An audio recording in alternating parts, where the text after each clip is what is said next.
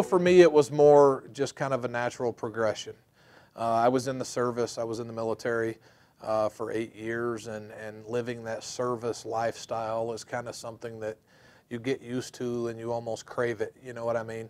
When I got out of the service, I did a few other things along the way to pass time and kind of get me where I wanted to be.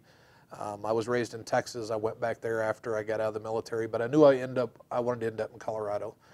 I found a job to get me here, and then eventually I kind of worked my way into law enforcement. There was something missing after getting out of the military as far as that lifestyle of helping others and the service lifestyle, and that seemed like the natural job for me. And I got into it finally in 2010, and can't see myself doing anything else really. You got to have a type A personality if you're going to do cop work, because eventually you just won't make it if you don't, even if it's fake.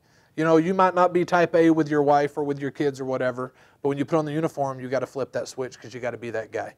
I coached a traveling baseball team in Texas. I did that same thing here in Colorado when we moved here in '04. And this is just an extension of coaching to me.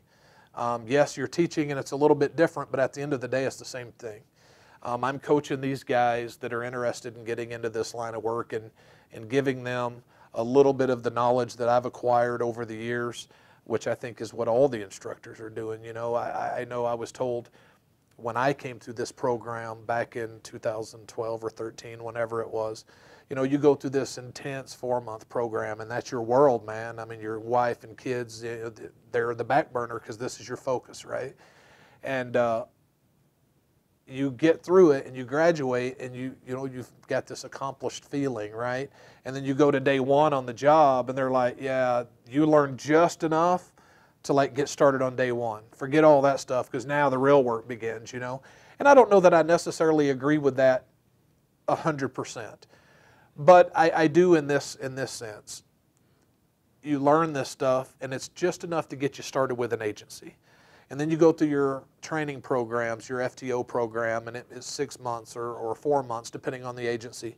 And you learn just enough with all your trainers to where you're safe to do it by yourself. But this is a lifetime learning job. And I tell guys that I train and supervise all the time, if you ever get to a point in this job where you think you know it all, you need to get out of it because you're dangerous, not only to yourself but to others.